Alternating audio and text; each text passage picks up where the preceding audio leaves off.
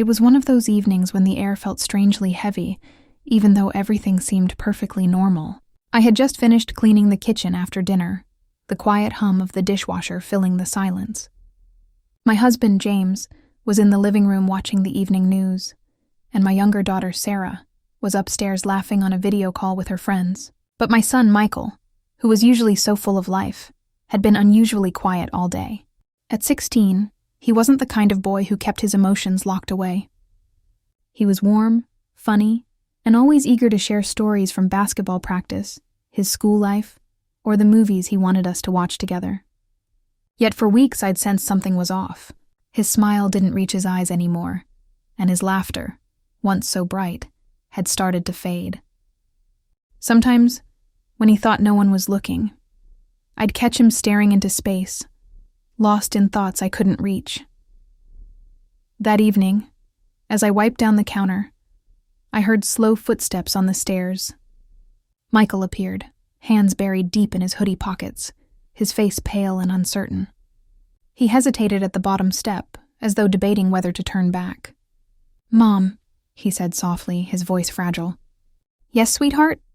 I tried to sound calm, though my heart was already tightening with worry. "Can we talk? Just us?"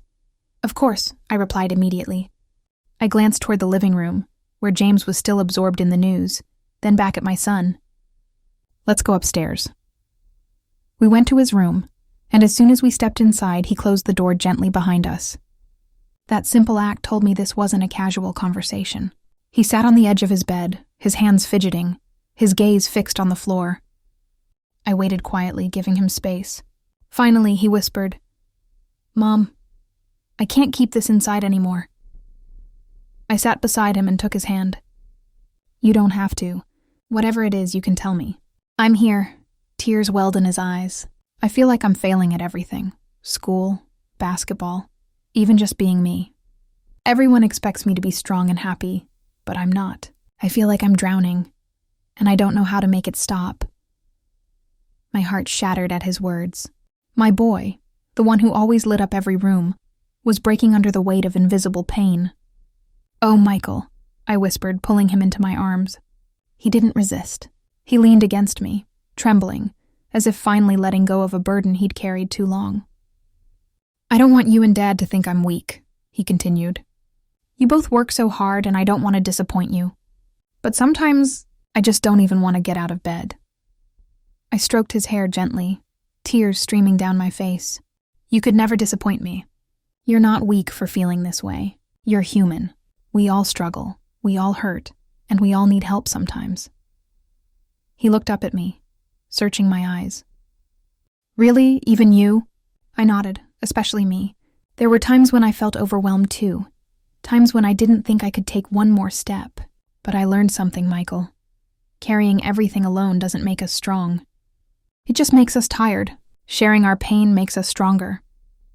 For the next hour, he talked, really talked.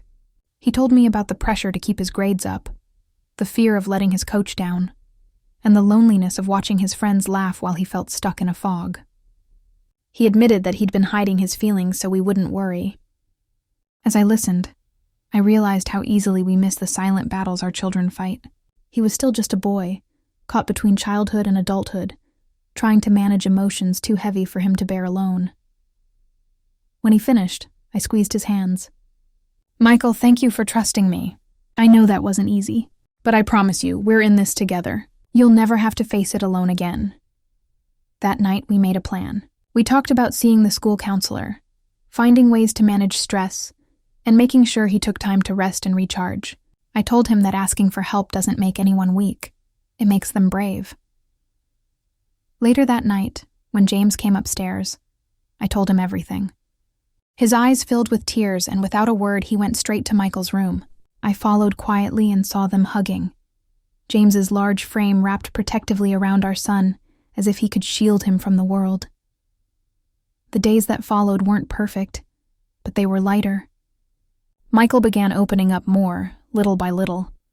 We had more family dinners, not just about grades or basketball, but about how we were really feeling. Even Sarah joined in, reminding Michael that he wasn't alone. A few weeks later, One evening while I was making dinner, Michael walked in with a shy smile. "Thanks, Mom," he said softly, "for listening, for not making me feel broken." I hugged him tight, whispering, "You're not broken, sweetheart. You're brave, and you're loved more than you'll ever know."